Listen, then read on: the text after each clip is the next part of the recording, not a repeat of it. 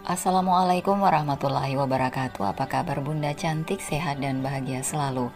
Sebelumnya mari kita berselawat dan berdoa sesuai dengan keyakinan kita masing-masing.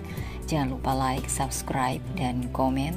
Yuk, mari kita mulai petualangan kita hari ini. Selamat mendengarkan. Ijab kabul mantan suamiku selesai sudah. Pria yang dulu sempat menjadikan aku ratu satu-satunya itu sekarang telah berpindah hati. Dia telah memilih untuk menikahi gadis yang lebih muda dariku 1 tahun yang juga teman satu profesinya yaitu perawat bernama JJ. Sakit? Tentu. Bohong jika aku bilang ini tidak sakit. Perempuan mana yang tak hancur menyaksikan suaminya memilih selingkuhannya dibanding istri sah? Perempuan mana coba sebutkan? Hanya karena kami belum memiliki keturunan dia meninggalkanku, padahal dia yang punya masalah. Dan sialnya semua ini didukung penuh oleh keluarga suamiku. Siapa sangka, di saat aku sedang berjuang untuk memberikan buah hati dan bersabar atas penyakit Mas Ari, mertuaku malah mengojok-ojok Mas Ari agar menceraikanku dan menikahi JJ. Lalu, setelah semua kekurang ajaran yang mereka lakukan, dengan ketegaran maksimal aku memutuskan datang ke kondangan mantan suamiku. Tidak seperti perempuan lain yang terpuruk, sebaliknya aku ingin membalas dendam kepada mereka dengan caraku. Biar apa? Biar mantan tahu kalau aku baik-baik saja dan aku bisa bahagia tanpanya. Haf. Aku menghembuskan napas kasar ketika menapaki tangga menuju pelaminan. Kuharap sekarang makeupku benar-benar waterproof agar dia tak tahu aku habis menangis. Dan memang seharusnya aku tidak menangis. Aku janda yang berpendidikan, kaya dan aku mandiri. Mereka tak pantas ditangisi. Karen? Ternyata kamu beneran datang. Ujar Mas Ari ketika melihatku yang terdiam sejenak memperhatikan mereka yang sibuk berfosa untuk difoto. Lelaki itu lekas memberi kode pada tukang foto untuk berhenti memotret mereka agar aku bisa segera bersalaman. Sialan. Tak kupungkiri, di dalam sini aku masih memiliki hati pada Mas Ari. Dulu, akulah yang dipeluk Mas Ari. Dulu akulah yang di sampingnya memegang buket mawar merah dan tersenyum pada kamera, tapi sekarang semua hancur. Ya Allah, Karen. Tahan. Harga diri. Iya mas, selamat ya mas. Akhirnya setelah 3 bulan perceraian kita mas nikahin JJ. Semoga sama waya. Kataku seraya mendekati mereka. Kutatap wajah Mas Ari sekilas dan tak kusangka dia sedang menatapku. Ada desiran halus yang sangat kubenci hadir kala mata kami bersirobok. Iya makasih ya Ren. Makasih kamu udah mau ngalah demi aku dan JJ. Ngalah? Apa kata dia? Ngalah? Sumpah ya. Jika saja aku tidak sadar kalau ini sedang di hadapan umum, ingin ku ucapkan saja bahwa sebenarnya aku bukan mengalah tapi aku dibuang. Aku dikhianati dan dipaksa bercerai. Mantan mertuaku yang mendesak aku mundur dari pernikahan ini karena dia menganggapku tidak bisa memiliki keturunan padahal Mas Ari yang bermasalah. Iya, sama-sama. Semoga kalian bahagia. Setidaknya ibu kamu akan lebih bahagia ketika menantunya seperti JJ. Sindirku seraya melirik JJ yang langsung tersenyum sok ramah. Aku benci dia. Sumpah. Makasih ya Kak Ren, sudah datang. Ucap JJ seraya menyalamiku. Iya sama-sama.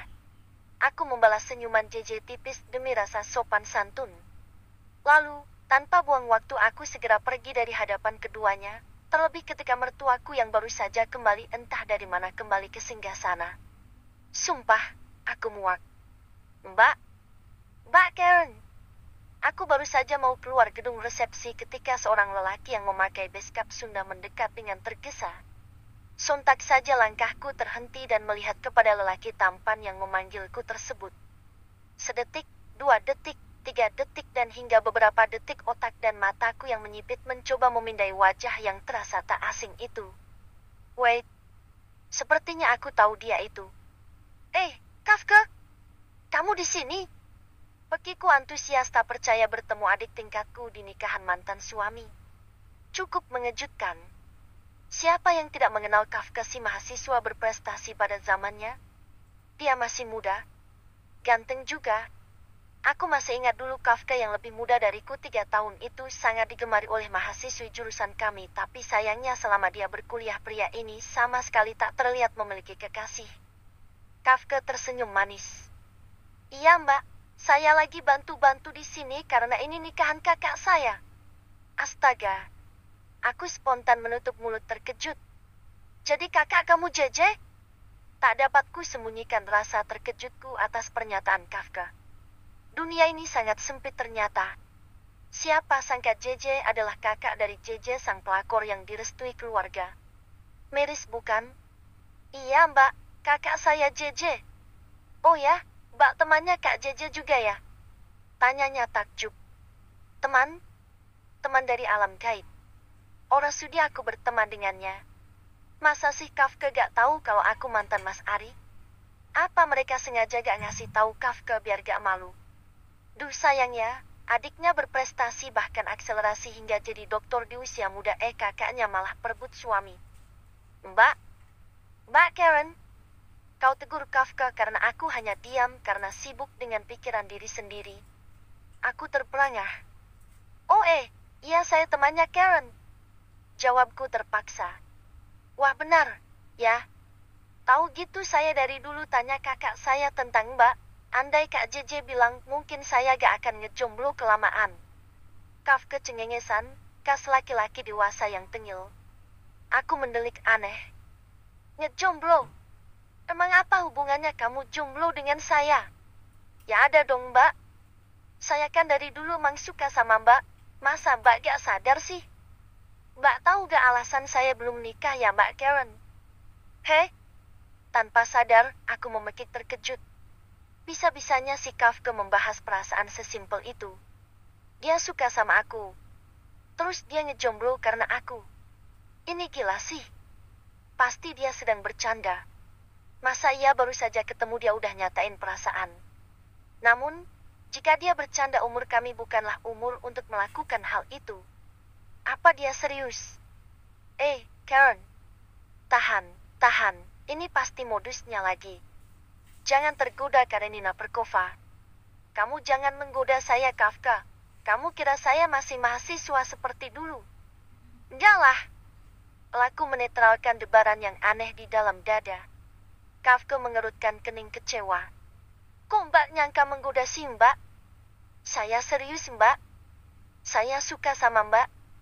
Saya mau ngelamar mbak jadi istri saya sebelum mbak hilang lagi. Gimana mbak mau kan? Saya gak mau kalah setembak. Saya sudah 27 tahun ini. Waduh, apaan sih kah? Pakai bawa umur segala. Kamu udah gila, ya? Kataku seraya tertawa sumbang. Heran ada ya lelaki macam Kafka ini, baru ketemu udah nembak aja. Emang sih, kuakui dulu kami sempat dekat karena sesama anggota HYMA aku dan Kafka sering berdiskusi masalah organisasi, tapi gak harus nyatakan cinta juga kali. Kafka sekilas terlihat kecewa mendengarku mengelak. Namun, sejurus kemudian dia kembali berkata, saya gak gila Mbak Karenina Perkova, jadi tolong dengarkan saya. Dia menarik napasnya dalam. Saya mau meminta Mbak jadi istri saya. Jadi maukah Mbak menikah dengan saya? Ujar Kafka lantang dan keras hingga membuat semua orang yang ada di ruangan resepsi pernikahan Mas Ari melihat ke arahku. Walah, mampus. Dia serius. Aku harus jawab apa? Gak mungkin kan aku nikah sama adik iparnya mantan suamiku. Apa kata dunia? Bab kedua, diserang mantan mertua. DPMS kedua, diserang mantan mertua. Ada yang bisa merukiah lelaki di depanku gak? Biar apa? Biar dia sadar kalau yang dilamar olehnya ini adalah wanita berumur 31 tahun yang sudah memiliki tanda-tanda penuaan dan menyamarkannya dengan wudhu masa. Oh ya Allah. Kafka ini kenapa sih? Kesambet apa overdosis? Bisa-bisanya dia melamarku di depan banyak orang, di pernikahan kakaknya yang pelakor itu lagi. Aku harus jawab apa? Masa baru janda udah dikejar berondong? Kah, maaf candaanmu udah gak lucu. Lebih baik saya pulang. Kataku seraya bergegas membalikan badan. Aduh, rasanya aku ingin menghilang. Aips, Mau kemana, Mbak? Kafka menahan tanganku. Pulanglah. Masa mau jadi pagar ayu? Ketusku seraya menepis tangannya. Lah, kok pulang? Lamaran saya gimana, Mbak? Ini barusan saya tadi nyatain cinta loh, bukan jualan obat. Masa gak dianggap? Tuntutnya dengan wajah super-super kecewa. Aku jadi tak enak. Ya ampun. Kamu kenapa sih? Ini di tengah-tengah acara loh. Kamu gak malu? Aku terpaksa menghadapkan badanku lagi pada Kafka dan mengajaknya untuk mengobrol lebih ke pinggir gedung. Akibat perbuatannya semua orang menatap kami.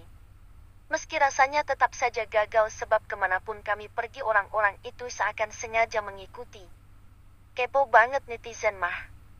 Untuk apa saya malu, Mbak? Saya serius mau menggenapkan agama. Masa gak boleh? Dalihnya sambil tersenyum penuh makna. Ya, bukannya gak boleh tapi status saya udah beda Kafka. Mbak udah bersuami? Enggak. Mbak udah punya anak? Nggak juga. Punya kekasih? Nggak Kafka? Enggak. Tegasku atas sikap kukuhnya. Lalu apa? Mbak kan nggak punya suami? Nggak punya anak terus apa alasannya? Emang status Mbak kenapa? Ya ampun nih laki satu beneran maksa banget sih. Saya. Duh, bilang gak ya kalau aku ini mantan istri Mas Ari? Bisa gempar dunia persilatan. Saya apa, Mbak? Saya Yaya Jen. Dia janda Kafka. Dia mantan istri kakak iparmu. Potong sebuah suara tegas membuat aku dan Kafka kompak berbalik. Sontak saja mataku membelalak ketika melihat siapa yang memotongku barusan. Ternyata dia adalah mantan ibu mertuaku, namanya Bu Nurjanah. Dia adalah biang kerok yang membuat Mas Ari meninggalkanku. Sepertinya peristiwa tadi membuat mantan mertuaku turun dari singgasana. Ibu? Tanyaku agak gagap. Rupanya rasa traumaku ketika menjadi menantunya masih membekas dalam. Aku yang tahu watak ibu mertua tentu saja waspada. Bu Nur tersenyum miring lalu dia melangkah menghampiriku dan Kafka dengan wajah tak suka. Mau tak mau aku langsung bergeser, jaga jarak aman. Iya ini saya Karen. Kenapa? Kamu kaget. Kamu takut rahasia kamu terbongkar di depan Kafka? Tuding Bu Nurjanah tepat ke depan wajahku. Aku menelan ludah seraya menguatkan hati. Kenapa si nenek lampir datang suka pas timingnya sih? Jadi, Mbak Karen ini mantannya Mas Ari? Tanya Kafka santai. Aku heran. Kenapa dia sama sekali tidak terkejut? Apa mungkin dia hanya berpura-pura tidak tahu? Aku mengangguk. Ya, Kaf, oleh karena itu lebih baik kamu jangan lamar saya. Ujarku serasa ada alasan menghindari Kafka. Kafka menggeleng kuat. Kalau saya mau tetap ngelamar gimana? Buset. Ini si Kafka otaknya benar-benar sengklek kayaknya ya. Udah tahu aku janda, masih aja maju tak gentar. Ya gak gimana sih Kaf, tapi kamu berhak dapat yang lebih baik. Dalihku mencari alasan. Namun, Kafka menggelengkan kepala kuat. Enggak, Mbak. Bagi saya yang lebih baik itu Mbak Karen. Apa salah? Astagfirullah ini laki. Susah banget dibilangin. Kafka, benar kata Karen lebih baik kamu jangan melamarnya. Kamu gak malu punya istri janda? Bekas kakak iparmu lagi. Samber mantan mertuaku ngadi-ngadi. Bekas apa kata si nenek lampir itu bekas? Aku melotot seraya mengepalkan tangan. Kutatap tajam Bu Nurjanah. Sekarang aku tak takut lagi karena kami sudah tidak ada ikatan apapun seperti dulu.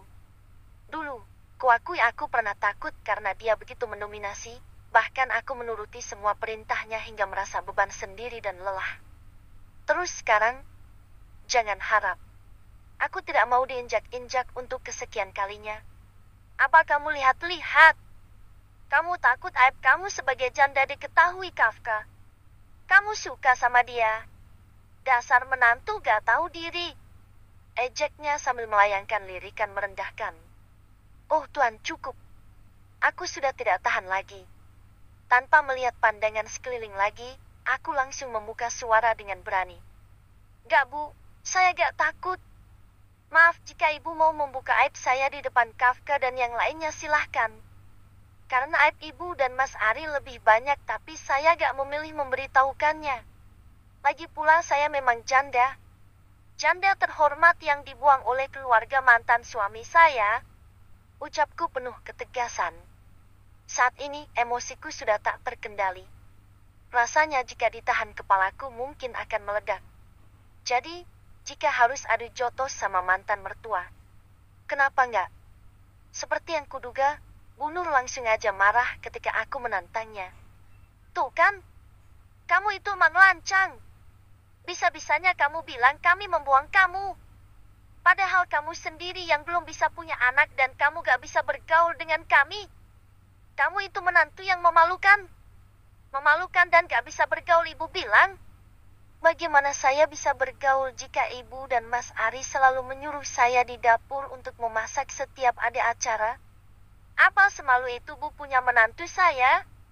Padahal setiap gajian uang saya habiskan untuk membayar hutang-hutang Ibu dan Mas Ari. Apa belum cukup, Bu? Protesku dengan perasaan yang masih terasa perih. Aku tak peduli jika semua menganggapku kurang ajar. Aku muak. Silan, kamu ungkit itu lagi di depan umum. Dasar perempuan kurang ajar, pantas saja kamu belum punya anak. Biar sadar lebih baik kamu sayakam. Aku hampir saja menutup wajah ketika melihat Bu Nur mengacungkan tangannya untuk menamparku, tapi untunglah tangan Kafka lebih dulu mencegahnya. Lelaki itu memegang tangan Bu Nur dengan sangat kuatnya hingga mantan mertuaku kesakitan. Kafka, apa yang kamu lakukan? Lepasin Ibu. Atau kalau enggak saya akan bilang JJ dan ibu kamu biar kamu dihukum. Ancam Bu Nur pada Kafka yang wajahnya berubah datar. Bukannya ciut, Kafka malah tetap mencekal tangan Bu Nur, meski wanita setengah baya itu berontak dan melontarkan sumpah serapah hingga semakin menarik perhatian.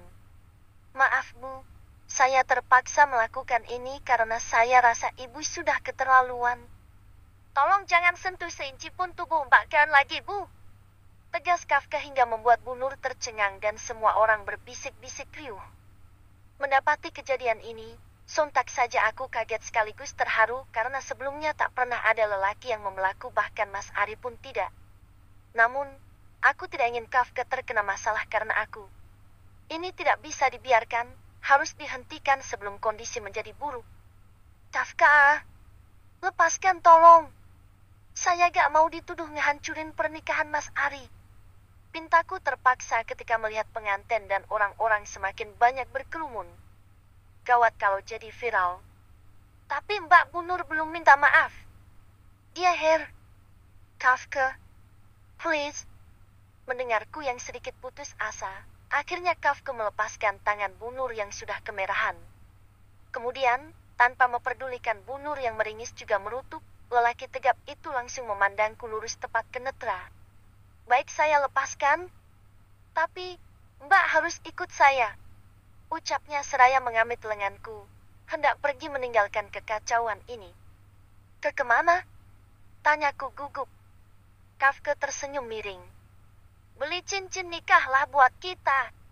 Ujarnya sambil tersenyum jahil dan menarik tanganku. Apa? Cincin nikah? Aku syok. Kafka, kamu udah gila. Bab ketiga, ancaman Mas Ari. Kalau mau nangis, nangis aja kali Mbak, gak akan ada yang larang kok.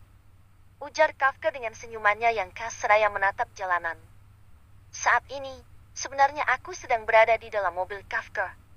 Tadi, lelaki bertubuh tegap yang masih menggunakan beskap itu bersikeras mengantarku pulang meski aku sudah menolaknya mentah-mentah karena tak mau ada gosip, terlebih dia tadi bilang mau membelikanku cincin nikah. Malas sumpah. Bukan apa-apa, aku tidak mau berurusan dengan keluarga mereka lagi apapun alasannya. Aku mendesis. Siapa yang mau nangis? Jangan sok tahu. Elaku seraya membuang muka ke arah jendela mobil. Menyembunyikan wajah yang sudah memerah karena menahan tangis di pelupuk mata. Gengsi kali harus nangis pambai di depan Kafka. Meski dia sudah menyatakan cinta, tentu itu bukan alasan aku menjadi terlihat cengeng di depannya.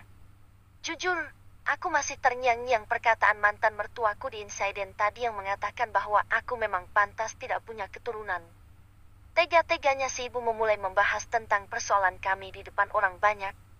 Kenapa dia menyinggung kekuranganku sehingga aku lepas kendali? Kenapa hal buruk tadi harus terjadi? Kenapa harus demikian?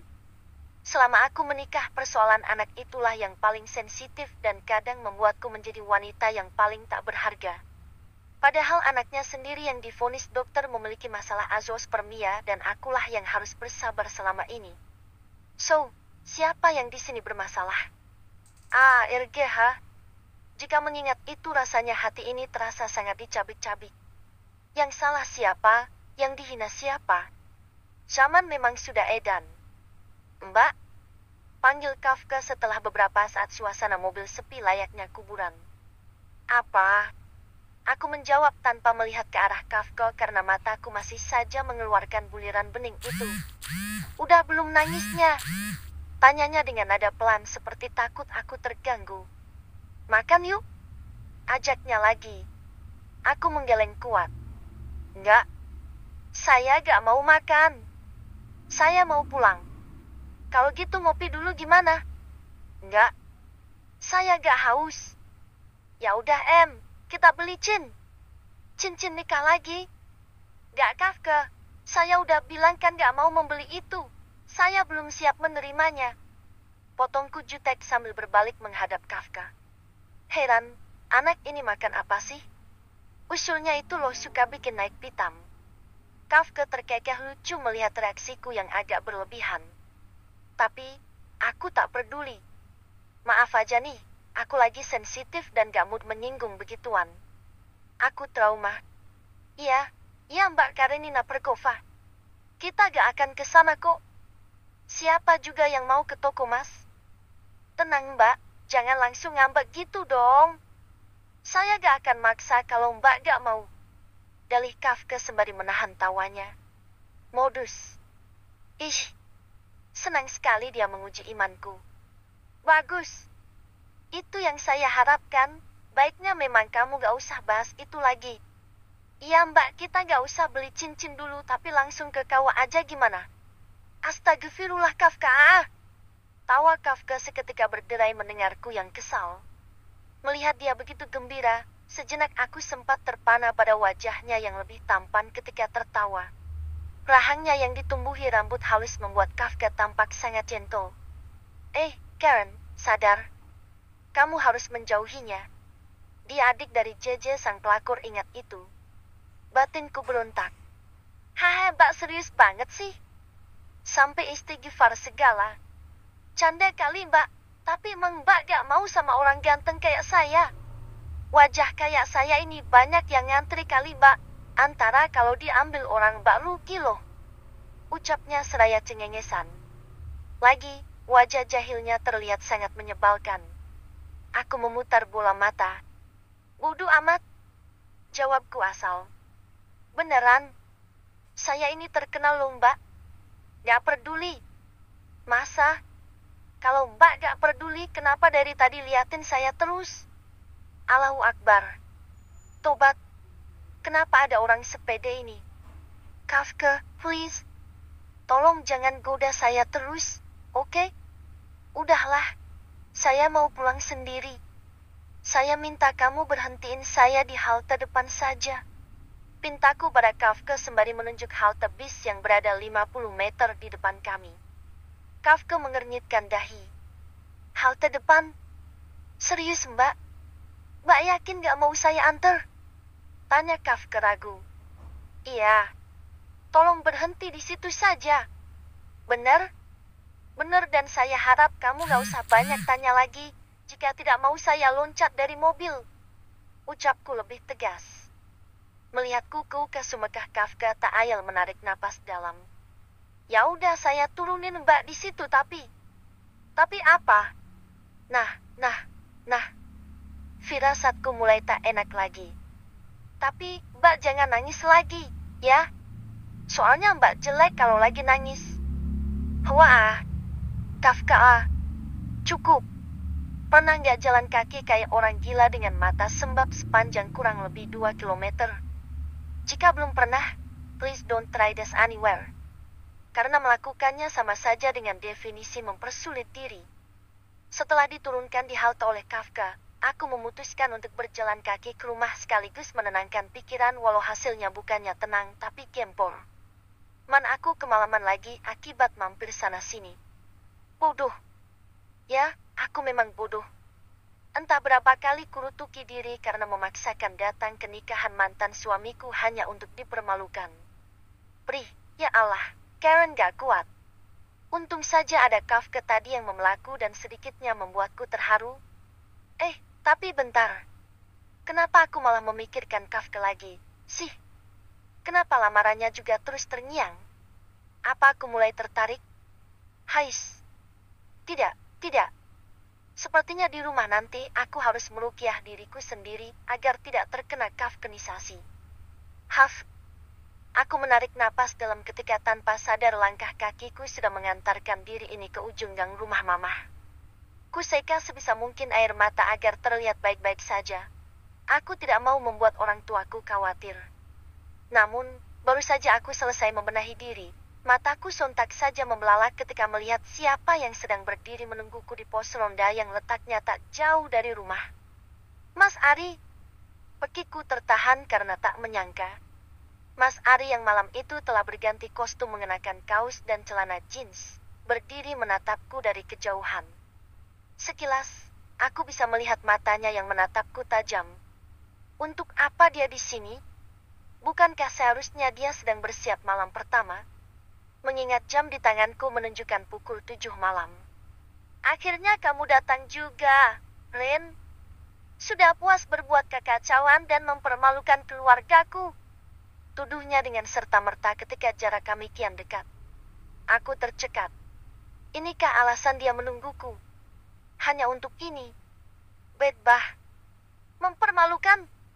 Cih. Siapa yang mempermalukan siapa? Sudahlah mas, aku lelah. Aku tidak mau membahas ini lagi.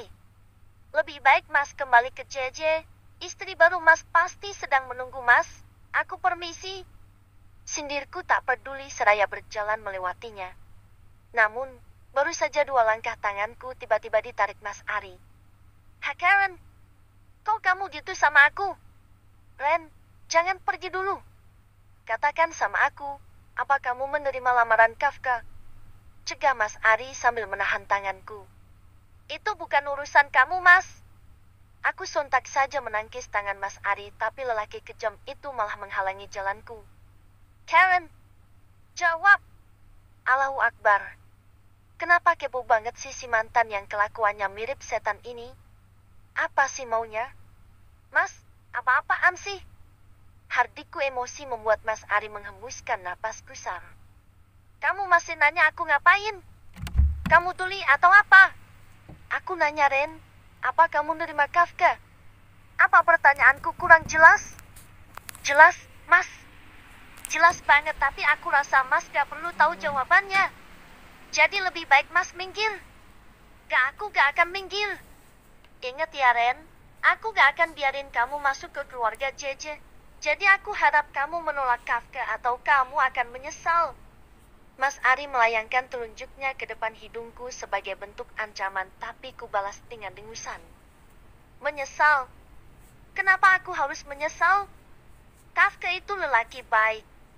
Jadi, jangan sok ngatur aku, Mas. Minggir! Bentakku keras karena dia terus saja menghalangiku setiap aku melangkahkan kaki. Mas Ari menggeleng tegas. Saya gak akan minggir. Sampai kamu berjanji gak akan nerima Kafka. Oh, jadi Mas gak akan minggir. Iya, kamu mau apa? Tantangnya dengan wajah songong membuat amarahku mencapai ubun-ubun. Oke, kalau gitu rasakan ini.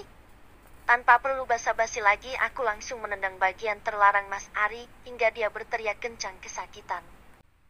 Janda, menyandang status itu karena masalah perselingkuhan yang direstui keluarga pasangan tentu saja sangat mengenaskan dan menjadi beban tersendiri untukku. Gimana gak jadi beban kalau setiap waktu tuh si mantan dengan kroni-kroninya masih sibuk merongrong? Seperti yang dilakukan Mas Ari tadi malam, Siapa duga dia datang hanya untuk bertanya tentang jawabanku pada lamaran Kafka. Sungguh, perbuatan yang tidak menyenangkan. Wah! Entah berapa kali siang ini aku menguap seraya mengerjakan laporan KC Quality Assurance Bobat yang diminta SPV Supervisor. Sebagai karyawan yang diwajibkan untuk berdedikasi di PT Pocket Pharma Tbk ini, aku cukup tahu diri untuk loyal meski rasanya mata sepet banget akibat menangis semalam. Maklumlah, insiden di pernikahan Mas Ari kemarin masih membekas dalam. Hei, Janda, ayo keluar. Kita disuruh ke meeting room tuh, bakal ada bos baru. Siap-siap ya. Kau tegur Ratna disertai pukulan kecil di bahu dan itu membuatku geram. Hah, berhenti manggil gue Janda. Enak aja lo, Janda juga manusia. Semprotku pada Ratna yang langsung cekikikan. Ratna adalah teman satu divisi di KC, mejanya tepat di samping mejaku. Ratna juga adalah teman satu gibahan yang kadang bikin senewen karena selalu menyebut statusku secara frontal. Saking bocornya, teman satu pabrik sampai angkat tangan karena dia biang gosip. Hei, iya dah sorry kan lagi gak ada orang. Gue ngasih info aja kalau pengganti bos Burhan bakal datang. Kita harus siap-siap. Ujar Ratna sambil mengambil bedak dan lipstik di mejanya. Melihat dia yang tergesa-gesa, aku yakin info Ratna valid. Sekarang banget nih. Tanyaku malas. Iya, ayo buruan. Katanya dia ganteng loh beb, baru lulus S3 Kimia UNM. Samber Hana yang baru datang dari luar dengan gaya heboh. Masa? Sahutku tak peduli. Kembali menatap layar laptop. Yes, Mazar. Yak sakit, kas? Ajak Hana dengan mata yang berbinar-binar. Aku yakin nih si bos baru bakal jadi incerannya. Aku menggeleng pelan. Gue kayaknya bentaran dulu deh. Lagi banyak targetan nih. Gue nyusul lah. Ih, gak mau kawan. Kita harus kompak. Ayo kah, cepetan. Lu lama. Tanpa permisi Hana dan Ratna langsung menarik tanganku untuk pergi bersama mereka keluar kubikel. Aku sontak protes. Bentar. Aku belum tacap ini. Gak usah tacap-tacap. Lu janda ini. Si bos pasti gak mau sama janda. Astagfirullah. Kalau ngomong suka kejam. Tapi benar juga sih. Yaudahlah. Dengan sangat-sangat terpaksa akhirnya aku harus mengikuti acara perkenalan si bos baru ini. Sebenarnya bukan terpaksa tapi wajib bin fardhu. Kalau aku gak ikut besok-besok siap PHK beginilah derita pekerja. Namun, setidaknya setelah bercerai aku cukup bersyukur karena kini gajiku aman tak seperti sebelumnya yang habis untuk resiko dapur, keperluan bunur dan hutang Mas Ari pada pinjol pinjaman online yang jumlahnya memusingkan. Dulu, hampir setiap hari ada saja SMS, telepon sampai wadari rentenir online yang mampir ke ponselku karena Mas Ari menjadikan nomorku sebagai jaminan. Mungkin sekarang pun masih ada, tapi tak sesering sebelumnya, tapi sudah langsung kublokir. Aku jadi penasaran. Apakah Mas Ari masih suka meminjam pada pinjol jika sudah menikah sama Gigi? Secara istrinya yang sekarang lebih kaya daripada aku yang sebatas karyawan kontrak. Cih, menyedihkan jika mengingat itu. Pes,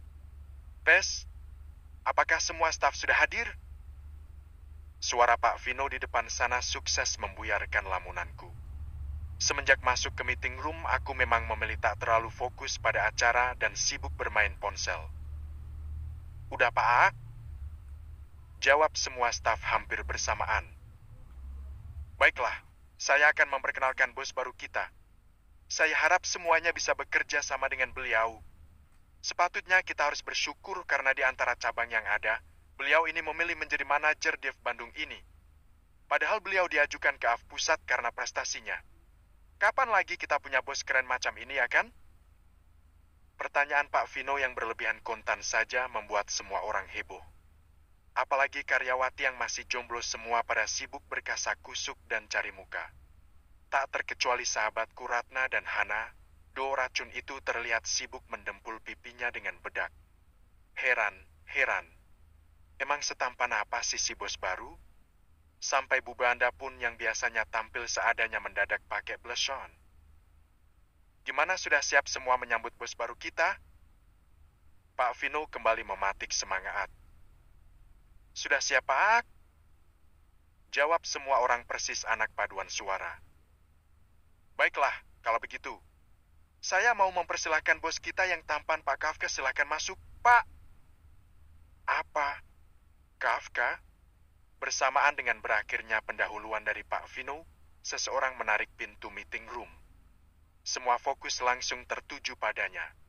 Astaga, sosok itu, rasanya bola mataku hampir saja keluar dari kelopak ini ketika kudapati pria tinggi nan tegap sedang berjalan dengan gagahnya menuju Pak Vino. Aku bahkan harus menggisik mata berulang kali untuk memastikan kalau yang kulihat itu Kafka yang kemarin melamarku. Bagaimana bisa dia menjadi bosku? Ini gak mungkin. Aku pasti bermimpi. Selamat siang semuanya. Perkenalkan, saya Kafka Kalindra. Semoga kita bisa bekerja sama. Ujar Kafka terdengar tegas diikuti senyuman di bibirnya yang truly hot hingga semua orang terpesona. Lelaki berumur 28 tahun tersebut pun berhenti tepat di samping Pak Vino. Dengan gaya eksekutif muda yang siap mengintimidasi siapa saja, Kafka mengedarkan pandangannya ke setiap sudut ruangan dan berhenti ketika melihat wajahku yang sedang tegang. Tanpa sengaja mata kami bertatapan dan tak bisa kucegah debaran itu hadir seketika. Dag dig dag. Beberapa saat aku menahan napas karena jantungku berdetak sangat cepat, sedang dia menatapku dengan wajah bak hiena pemburu yang menemukan mangsanya. Untunglah tatapan mematikan itu tak berlangsung lama karena Pak Vino tiba-tiba menyela. Oh, ya, Pak Kafka, katanya ada alasan khusus ya Bapak lebih memilih cabang Bandung dibanding pusat. Kenapa, Pak? Padahal di pusat bagus loh posisinya. Tanya Pak Vino basa-basi. Ditanya begitu Kafka hanya mengulas senyum. Ya, Pak, saya memilih cabang di kota ini karena memang ada alasan. Wow, ternyata benar. Kalau boleh kami tahu alasannya apa itu, Pak? Soalnya cukup mengejutkan ketika direksi mengatakan Pak Kafka yang akan menjabat di sini. Kalian pasti penasaran juga, kan? Ya, kenapa, Pak? Ayo sebutkan. Kami penasaran. Sorak yang lainnya mendukung candaan Pak Vino. Maklum, kebanyakan yang heboh adalah kaum jomblo. Melihat situasi yang ricuh, Kafka menarik napas dalam seraya melirikku. Ya ampun, perasaanku jadi tak enak. Jangan bilang kalau dia. Baiklah, jika kalian ingin tahu ya sekalian perkenalan. Sebenarnya alasan saya ingin dimutasi ke Bandung yaitu saya ingin dekat dengan calon istri saya. Aku sontak terbatuk dan sialnya itu berhasil menarik perhatian. Semua mata langsung memandang aneh ke arahku seolah ada naga api yang keluar dari mulut ini, apalagi ketika netera tajam Kafka kembali menangkap sosokku. Kenapa, Mbak? Kok batuk? Apa Mbak kenal dengan calon istri saya? Tanya Kafka dengan seringnya yang sangat mengintimidasi membuatku refleks menelan ludah. Glek, mati aku. Calon istri yang dia maksud apakah itu aku? Bab kelima, perlindungan berondong. Brak. Astagfirullah. Aku hampir saja terlonjak ketika Ratna tiba-tiba saja menggebrak meja kantin tanpa aba-aba. Sepulang dari meeting room, kami bertiga memilih makan bakso di kantin Bu Isuh karena masih jam istirahat. Ini gak bisa dibiarin, Ren. Han, kita harus tahu siapa calon istri Pak Kafka. Titik. Ujar Ratna tegas membuatku spontan bergidik ngeri. Duh, bisa gawat kalau mereka tahu yang dimaksud Kafka adalah aku. Bisa-bisa dijadikan seblak ceker sama fans dadakan Kafka. Menakutkan. Kalau begitu ceritanya, oke fix. Sudah kuputuskan bahwa berpura-pura adalah jalan ninjaku. Ya, tapi nyari tahu kemana Markona? Wong si bos aja gak ngasih tahu namanya. Sahutku cuek sambil memakan pentol bakso. Ya, kemana aja? Masalah itu bisa kita pikirkan. Oh ya, kalian lo beneran kan gak tahu calon istri Pak Kafka? Selidik Ratna padaku dengan wajah penuh kecurigaan. Aku yang jelas-jelas berbohong tentu saja tak nyaman. Beneran Ratna, gue nggak tahu. Kan lo tahu sendiri tadi dengar di meeting room kalau gue bilang nggak kenal sama calon istrinya di depan Pak Kafka. Lagian udah sih, nggak usah ngomongin dia terus sudah ada pawangnya tahu. Udah gitu berondong lagi.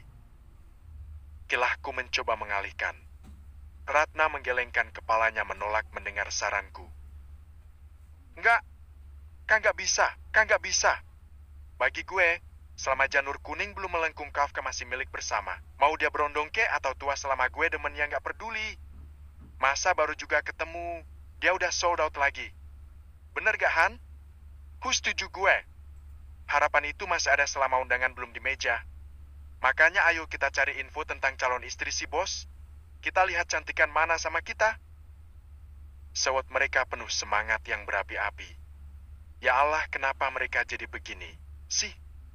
Kebayang kalau punya teman 10 sifatnya sama kayak Ratna dan Hana, aku yakin resign jadi manusia. Di tengah obrolan heboh kami, tiba-tiba ada yang mengetuk meja kantin yang sedang kami akuisisi. Spontan saja aku dan duo racun melihat siapa gerangan yang mengganggu dan ternyata itu adalah Pak Vino. Pak Vino adalah SPV ku, kebetulan Diki validasi dia yang paling sering berhubungan dengan kami secara dia yang mengontrol pekerjaan tim. Halo, apa saya ganggu kalian? Tanya Pak Vino membuat aku, Ratna dan Hana berpandangan kaget campur curiga. Nggak Pak, ada perlu apa ya Pak? Tanya Hana mewakili. Di antara kami Hana adalah staf yang paling antipati pada Pak Vino karena sikapnya yang sok memerintah. Oh enggak sebenarnya saya ada perlu sama kawan. Gimana kawan bisa kita bicara? Berdua saja? Berdua saja? Aku memekik pelan. Merasa aneh atas ajakan Pak Vino. Ya, bisa kan? Gimana? Ya? Aku melirik ragu ke arah Ratna dan Hana yang memberi kode dengan gelengan kepala agar aku menolak. Diam-diam, aku mengamini usul mereka. Pak maaf nih, apa nggak lebih baik nanti aja Pak ngobrolnya? Tanyaku agak risih. Terlebih melihat sekeliling kami yang mulai memperhatikan. Bagaimanapun akibat sikap Pak Vino yang kadang sok perhatian dan terang-terangan membuat aku dituduh sebagai pengganggu rumah tangga Pak Vino. Padahal Pak Vino yang mepet-mepet tapi tetap saja kesannya aku yang gatal. Ya Allah, segini susahnya jadi janda? Apa salah aku coba? Jangan nanti dong Ren, soalnya mendesak ini. Gimana kalau kita sekarang keluar kantin sebentar aja? Kamu nggak keberatan kan? Bujuk Pak Vino lagi penuh harap. Bukan keberatan sih Pak, tapi Ren, saya janji gak akan lama. Masa kamu menolak permintaan atasan? Sindir Pak Vino membuatku merasa tak enak hati. Lagi-lagi dia membawa jabatan dalam hal ini. Ya ampun, malesnya. Ren? Desak Pak Vino dengan nada lebih keras dan penuh penekanan. Aku menarik napas dalam sambil berpikir. Ya, sudah baiklah. Akhirnya aku menyerah demi norma kesopanan dan khawatir disangka kurang ajar sama atasan. Saya serius sama kamu, Ren. Saya akan meminta izin pada istri saya untuk merestui kita. Bagaimana? Kamu terima saya, kan? Tanya Pak Vino serius membuat mulutku seketika menganga kaget. Hah? Minta izin istrinya? Kegilaan macam apa ini? Mana mungkin aku tega menjandakan orang lain demi janda? Sungguh, terlalu. Aku tak menduga keinginannya untuk menjadikanku sebagai istri kedua begitu kuat. Pak Vino memang sama sekali tak ingin mundur meski aku sudah menolaknya beberapa kali. Jujur, meskipun aku janda, aku tak ingin menjadi penghancur rumah tangga orang lain. Aku cukup tahu penderitaan ketika seseorang yang kita miliki diambil paksa. Dan yang terpenting, aku masih punya harga diri. Aku menghembuskan napas kasar mendengar pertanyaan Pak Vino. Pantas saja dia memintaku mengobrol di samping kantin yang relatif sepi ternyata hanya untuk ini.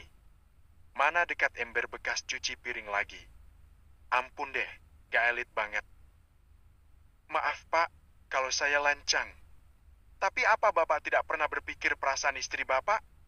Pak, saya ini tidak ingin menikah untuk sementara waktu, apalagi untuk jadi istri kedua. Jadi, maaf saya nggak bisa menerima tawaran Bapak. ucapku tegas.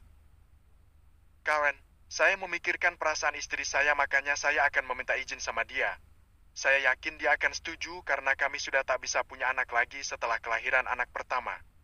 Barangkali dengan menikah lagi, saya akan punya anak dan lebih bahagia. Istri saya pasti ikhlas. Ikhlas?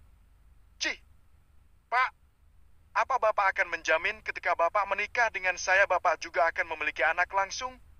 Tidak, kan? Allah Pak yang kasih. Manusia nggak berhak untuk menjadi hakim bagi takdir, Pak. Balasku sedikit emosi karena jawaban Pak Vino mengingatkanku pada alasan Mas Ari kala meminta cerai di depan keluarganya. Aku masih tidak mengerti pada manusia yang berpikir demikian. Kenapa mereka bisa sepicik itu? Kenapa mereka bisa menilai rumah tangga hanya dari ukuran tertentu saja? Apakah sependek itu jalan surga? Tak bisa kuhindari, dadaku serasa panas dan mataku berkaca-kaca. Sungguh, pembahasan tentang ini membuka luka lama yang ingin aku lupakan. Ya, saya tahu istri saya mungkin sakit hati dan saya juga tahu tak ada jaminan saya menikah dengan kamu akan langsung punya anak. Tapi, hati saya nggak bisa pindah, Karen. Saya.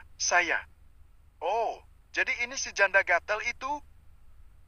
Astaga, siapa itu yang bilang aku janda gatel? Aku refleks menolehkan kepala ketika terdengar suara wanita menyela dari arah samping kanan. Mama? Mama ngapain ke sini? Mama? Jadi ibu ini istrinya Pak Vino? Seruku terkejut ketika Pak Vino bergegas menghampiri wanita bertubuh tambun di hadapanku.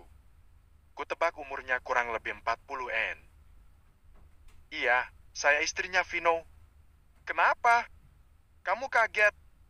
Dasar wanita gak tahu diri, bisa-bisanya kamu merebut suami saya, ya? Dasar pelcur. Damprat istri Pak Vino seraya melotot dan mengeluarkan aura kebencian. Mendengar istri Pak Vino menghinaku, entah kenapa otakku seketika mengingat kejadian 2 tahun silam. Dulu aku pun begitu kala bertemu JJ, aku marah dan ingin memaki sebisa mungkin. Hanya bedanya, aku sama sekali bukan pelakor dan marahku juga tak membabi buta. Apa? Ibu bilang apa? Saya pelcur? Maaf ya, Bu. Saya tidak pernah merebut suami ibu. Jadi silakan tanya sendiri sama suami ibu siapa yang ngejar-ngejar. Dan asal ibu tahu, saya sudah menolak suami ibu. Kelasku tetap tenang. Meski amarah membuncah, aku tidak boleh terpancing.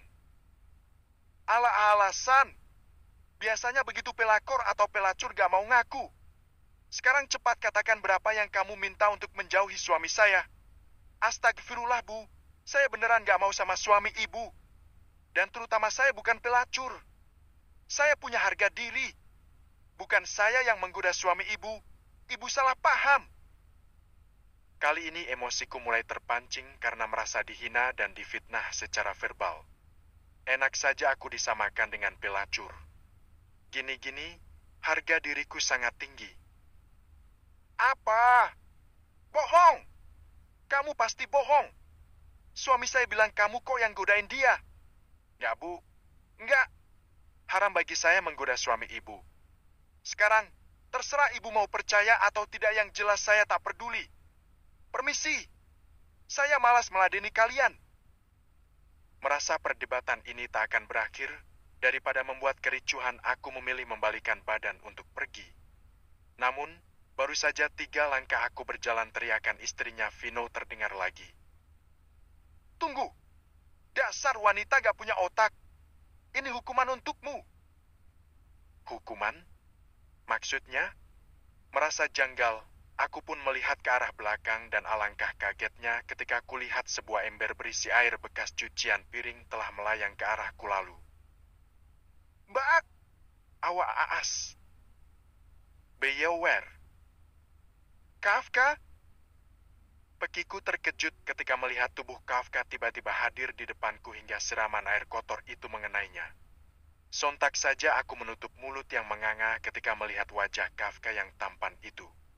Telah penuh dengan sampah mie bakso dan kawan-kawannya. Ya Allah, Kafka melindungiku. Dia melindungiku. Lagi, bab ke-6, gara-gara cemburu. Tadinya ingin sekali aku menghajar balik si Pak Vino dan istrinya dengan tendangan cimandeku. Namun, mengingat itu masih area kantor, lebih baik kejadian tadi dirahasiakan. Kafka pun bilang bahwa dia akan menyelesaikan semua dengan caranya hingga aku tak perlu membalas perbuatan mereka karena Pak Vino langsung diurus HRD dan akan diberi surat peringatan SP. Jujur, dalam situasi ini aku tidak tahu lagi harus bersikap seperti apa, tapi yang pasti batinku sangat terluka dan merasa bersalah. Wanita mana yang mau difitnah dan dilecehkan secara verbal oleh orang lain? Aku kira apapun statusnya pasti tidak mau. Apalagi, akibat itu seseorang harus berkorban untuk melindungiku. Aku kesal pada diriku sendiri dan semuanya. Mbak, udah dong jangan nangis. Saya masih punya kemeja cadangan kok di lemari kantor, jadi gak usah dibersihin. Lagian pakai kaos juga gak masalah kalau manajer mah. Udah ya, cup-cup jangan nangis lagi.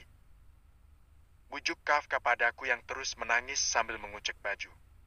Waktu ini kami sedang sama-sama berada di wastafel toilet gudang line 17 untuk membersihkan kemejanya yang kotor akibat cairan yang baunya naudzubillah.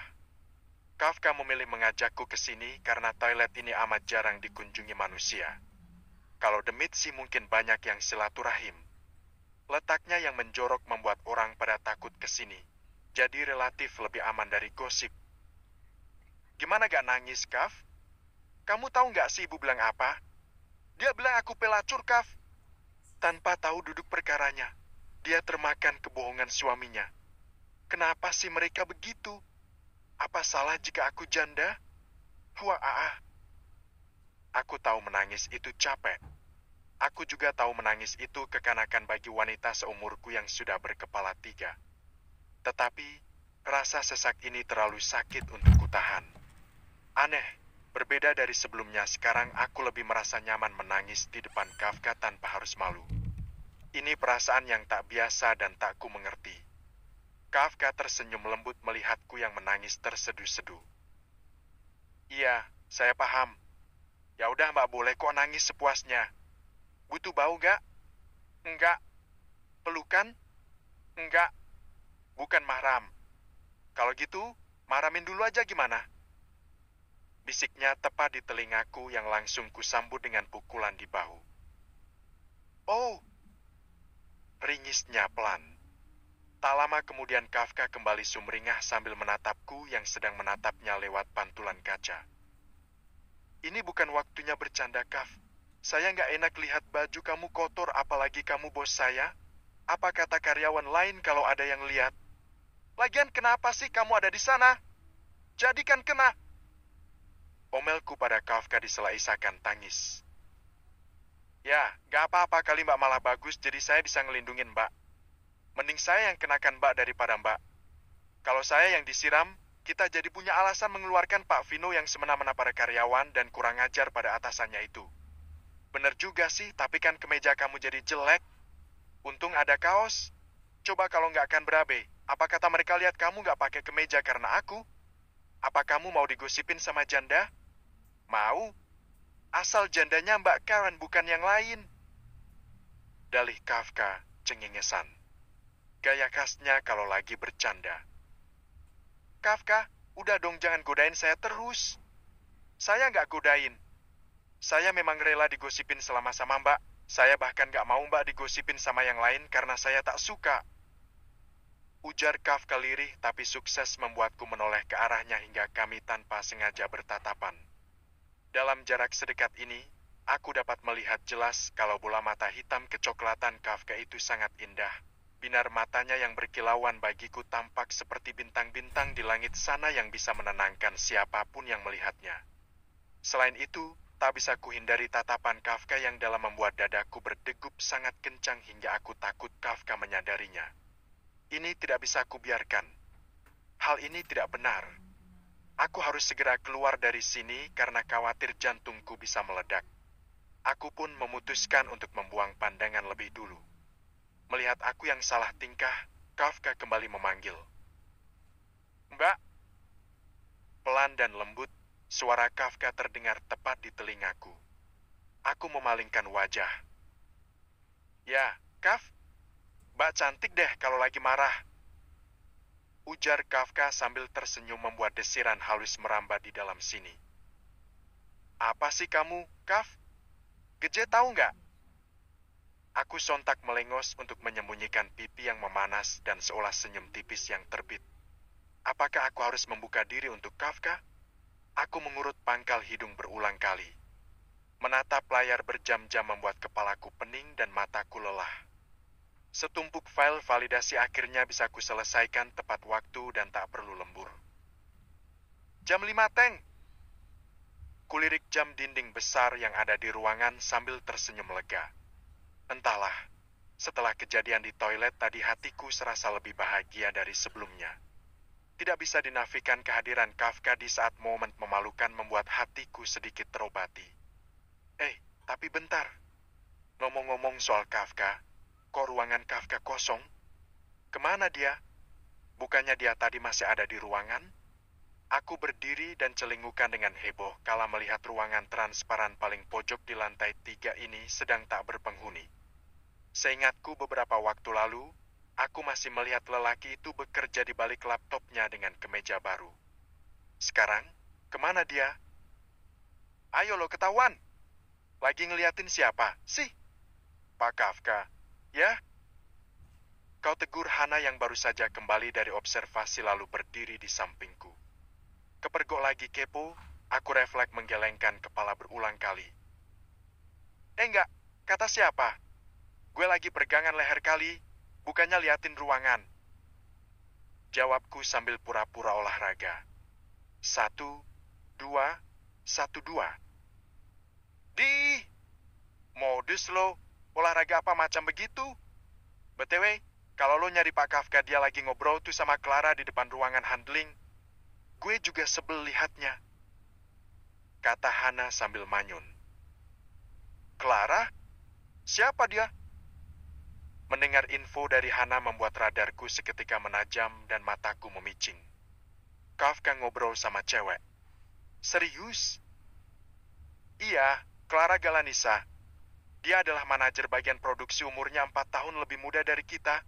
Hebat ya orang semuda itu udah jadi manajer. Ya bisalah. Dia kan pakai koneksi. Lo nggak tahu bapaknya kepala cabang di Cikarang. Ratna yang baru saja selesai mematikan laptop langsung menimpali. Tampak sekali bekas kecemburuan di mata Ratna. Ternyata teman-temanku lebih dulu tahu tentang mereka. Shoot! Mereka mau ke ruangan Pak Kafka tuh. Ayo, ikutin. Tunjuk Hana kepada Kafka dan Clara yang berjalan bersisian membelakangi kami dengan bahagianya ke arah ruangan Kafka. Duh, kayaknya indah ya berduaan kayak gitu. Yang lain ngontrak. Sabar, sabar. Tahan. Kenapa coba kamu harus marah, Ren? Salah sendiri kan? Kamu sendiri yang belum kasih kepastian. Tapi kan, baru saja aku berbahagia di toilet kok jadi gini? Ngapain dia deketin aku kalau mau sama yang lain? Ferguso? AAK? Stop! Aku berteriak dalam hati karena kesal. Lama-lama aku bisa gila bertarung dengan batinku sendiri. Hah? BTW jangan-jangan Clara itu calon istri yang disebutkan oleh Pak Kafka. Bener gak? Entah ada ide dari mana tiba-tiba si Hana nyeletuk yang langsung disetujui oleh Ratna. Iya bener. Tuh, bisa jadi, seingat gue juga Kafka bilang kalau Chase-nya orang sini. Nah cocok. Kalau gitu oke Rat, Ren, mari kita laksanakan misi kita. Ren, lo kepo juga kan? Lirik mereka padaku yang sejak tadi memilih bisu.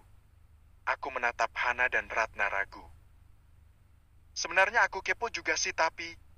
Alamak! Ayo! Tanpa permisi tangan Hana langsung mengamit lenganku dan membawaku menuju ruangan Kafka. Ya ampun, kenapa jadi gini? Sih? Tiba di ruangan Kafka, seperti dugaan kantor Kafka tertutup dari luar. Bahkan untuk mendengar apa yang Kafka dan Clara bicarakan di dalam pun tidak bisa. Dasar Kafka menyebalkan. Bingung. Aku dan dua racun pun sepakat untuk menempelkan telinga di pintu secara bergantian kayak cicak. Kedengeran gak, Han? Saat ini giliran Hana yang jadi nguping Yoras. Hana menggeleng frustasi. Enggak. Coba lo, Ren. Usul Hana lagi. Sebenarnya ini sudah kali ketiga kami bergantian, tapi tak membuahkan hasil. Firasatku mengatakan kalau di dalam terjadi obrolan yang sangat seru, tapi aku tidak tahu apa. Mana Clara di dalam ruangannya lama lagi dan gordennya pakai ditutup. Sumpah, aku merasa ngenes tanpa sebab. Loh, jadi nguping lagi nggak, Ren? Buruan sebelum ada yang lihat. Usul Hana dan Ratna sambil mengawasi sekitar takut ada yang lewat. Baiklah. Jawabku seraya menghembuskan napas lalu bersiap menempelkan telinga ke pintu ruangan Kafka.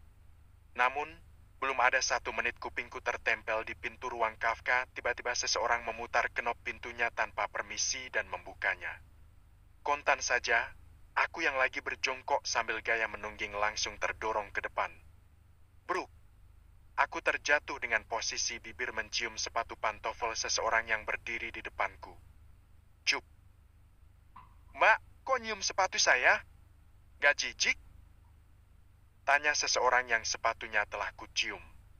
Mendengar suara tak asing itu, seketika itu juga aku mendongak. Wah, Pak Kafka, maaf. Bab ke-7, si paling sat-sat. Maaf, Pak. Maaf, saya nggak sengaja. Aku langsung mencoba bangkit di saat tersadar bahwa aku tengah mempermalukan diri sendiri. Oh ya Allah, ingin rasanya aku menghilang saja di telan bumi atau masuk ke kantong Doraemon jika begini ceritanya. Bagaimana mungkin aku mencium sepatu Kafka? Ih Najong, mending yang punyanya ya, kan? Astagfirullah. Untungnya aku gak keceplosan bilang nama saat jatuh. Terbayang kalau bilang Kafka saja bisa digorok sama si Clara kayaknya. Di perusahaan ini, ada satu peraturan yaitu meski Kafka lebih muda tetap saja keatasan manggilnya, Pak atau Bu sementara, bagi atasan bebas mau manggil apa. Mau nama kek, mau Mbak, Akang, Teteh, Tante atau sayang misalnya, Aps.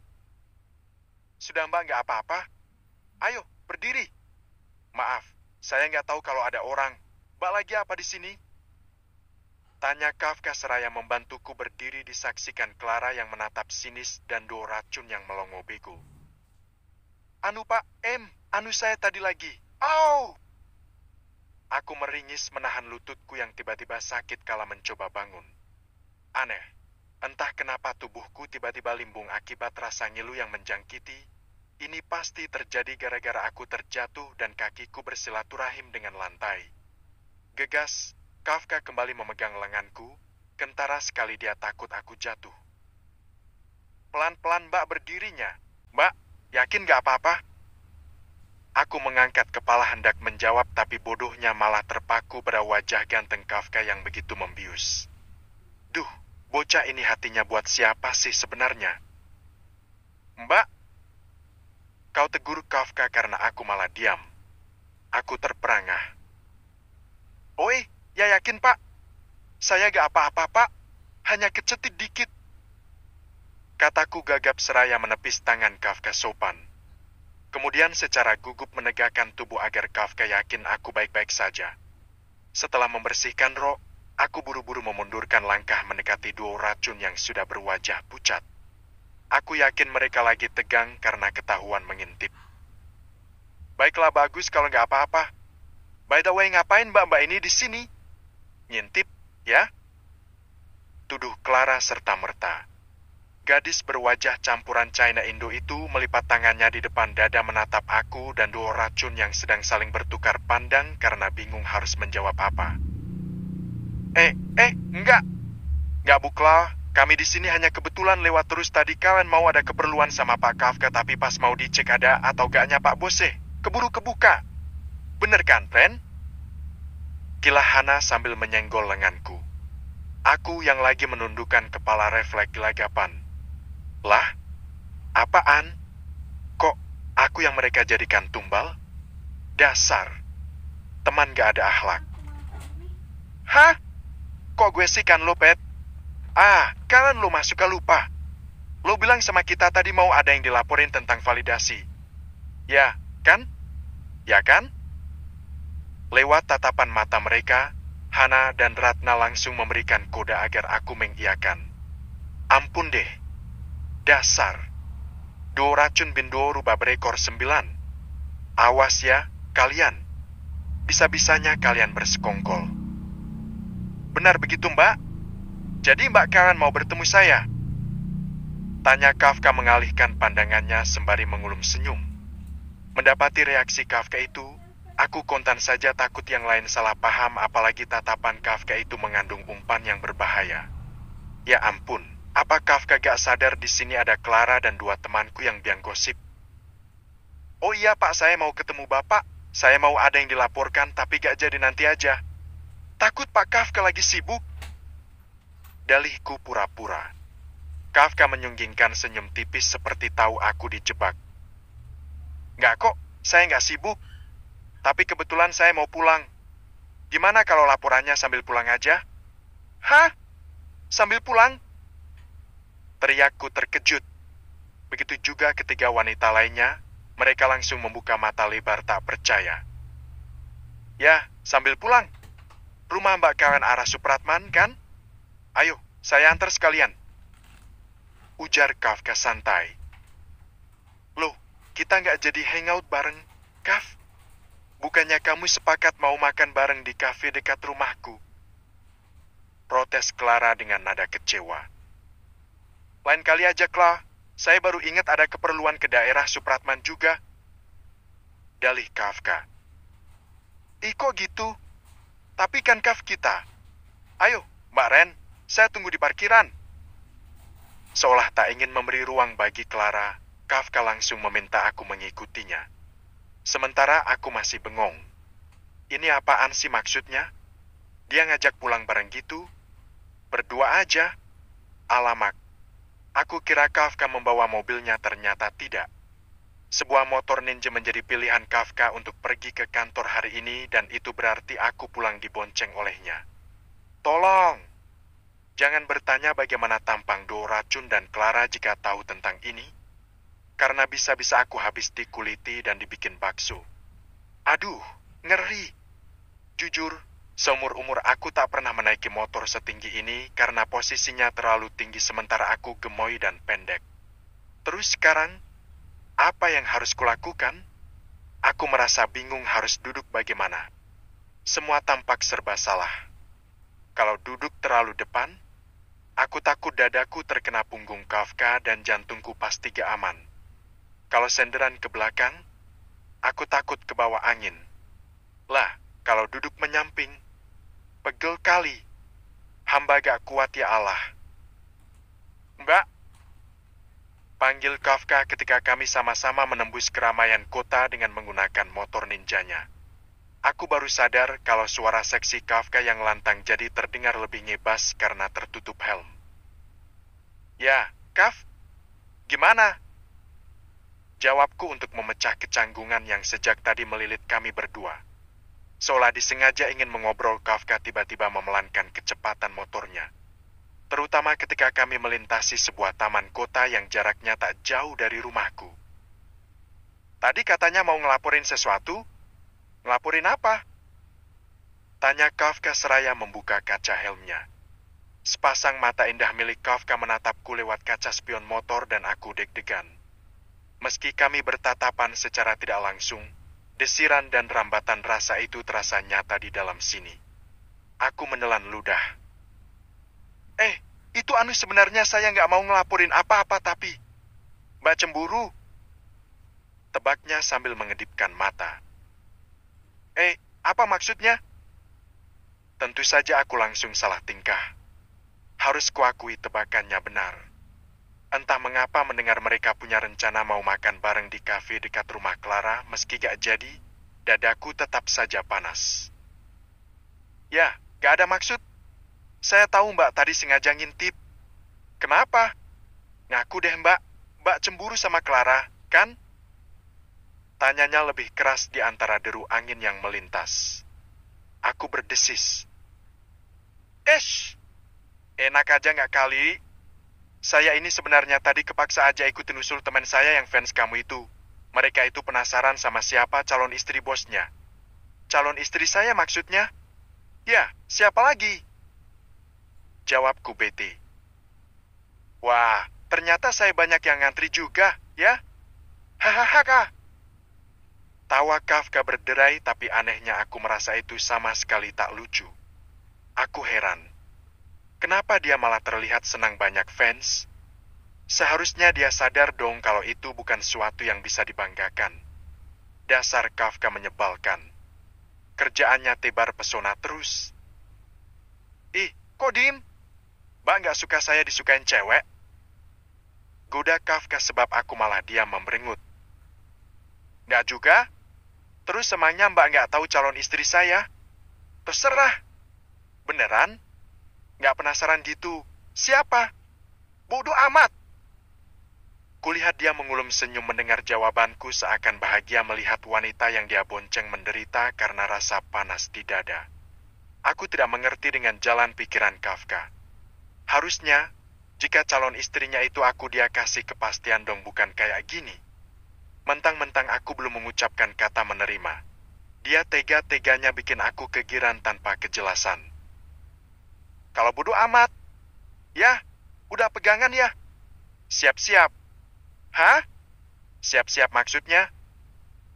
Bukannya menjawab, Kafka dengan jahilnya malah mempercepat laju motor yang kami tumpangi hingga aku terpaksa memegang jaket hitam yang ia kenakan.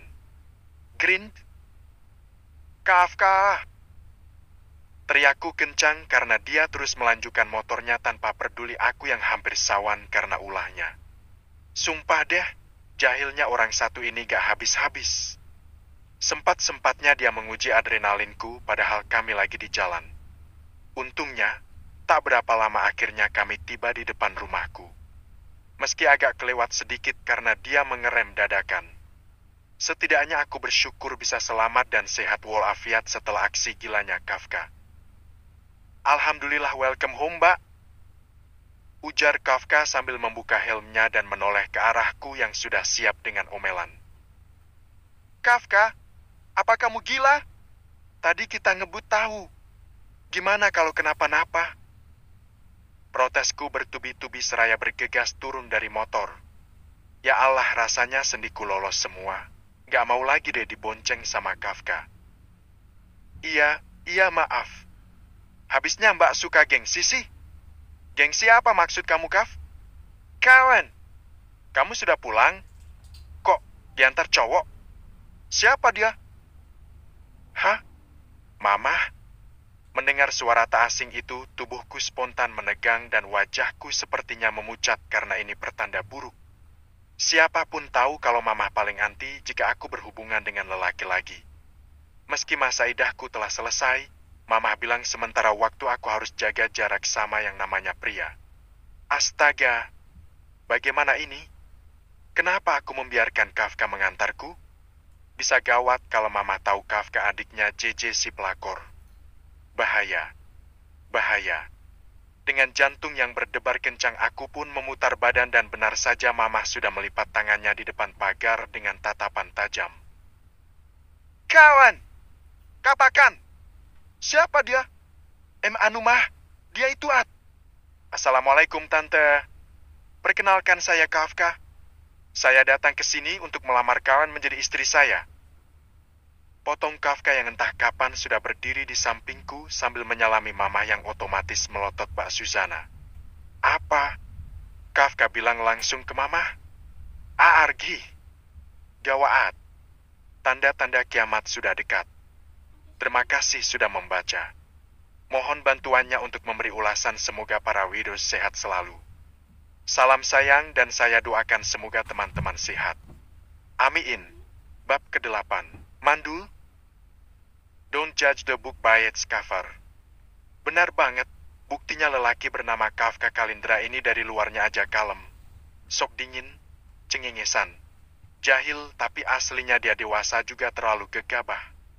Apa buktinya? Sekarang tanpa persetujuan apapun, dia tiba-tiba mengikrarkan diri untuk melamar langsung ke Mama lagi. Oh Tuhan, lama-lama aku bisa sawan dibuat Kafka. Entahlah bagaimana pikiran Kafka, tapi yang jelas aku bingung. Diam-diam aku hanya berdoa semoga Mama tidak menyinggung tentang keluarga Kafka. Kalau Mama sampai tahu Kafka ini adik dari pelakor JJ, sudahlah tamat riwayatnya. Fiu! Lagi, aku menghela napas tegang karena situasi di ruang tamu yang lebih horor dari sidang sarjanaku. Coba bayangkan, meski waktu sudah berlalu cukup lama, tapi Mama tetap fokus menatap tajam Kafka yang duduk tegap di depannya sedang aku yang duduk di samping Mama bahkan tak bisa mengangkat kepala. Tegang. Duh, apa yang harus aku lakukan? Jadi, kamu mau nikah sama kawan? Apa kamu serius? Tanya Mama dengan nada dingin. Kafka yang semula tak berani memandang Mama akhirnya menatap lurus. Insya Allah, Tante. Saya serius dengan Mbak Kawan jika anak Tante bersedia. Mbak Kawan? Dahi Mama mengernyit mendengar Kafka memanggilku Mbak. Sudah kuduga pasti Mama merasa asing dengan panggilan itu. Ya, saya memanggilnya demikian karena Mbak Kawan lebih tua dari saya, tapi ketika kami resmi menikah panggilan pasti berubah. Oh, jadi kamu ini adik tingkatnya Kawan? Dan juga Kawan bilang kamu atasannya Dev, benar itu? Bisa dibilang begitu, Tante? Dengan kata lain, saya mengenal Mbak Kawan sudah sejak lama. Tapi, apa kamu tidak malu menikah dengan anak Tante? Kamu tahu kan masa lalu Kawan seperti apa? Saya tak ingin dia kembali jatuh pada lubang yang sama. Jika kamu hanya ingin punya anak dari pernikahan kamu, lebih baik kamu pergi. Kamu paham itu, kan? Tegas Mama dengan penekanan. Aku yang merupakan anaknya pun sampai ciut jika Mama sudah bertitah demikian. Bukan tanpa alasan Mama menekankan itu, perceraian yang terjadi antara aku dan Mas Ari tentu saja tidak hanya melukai aku sebagai individu, tapi Mama juga. Apalagi kami hanya tinggal berdua, keluarga Mas Ari yang tidak menghormati kami membuat Mama waspada pada siapapun yang mendekati anaknya. Diam-diam aku melirik reaksi Kafka atas ucapan Mama. Di luar dugaan Kafka sama sekali tak gentar, seolah senyum terkembang di wajahnya yang meneduhkan. Sorot matanya tetap yakin tanpa ada keraguan. Alhamdulillah Tante, saya paham, karena itu sebelum melamar saya sudah memikirkan semuanya. Saya sudah istiqoroh dan mantap meminang anak Tante, dan saya menikah bukan hanya untuk memiliki anak,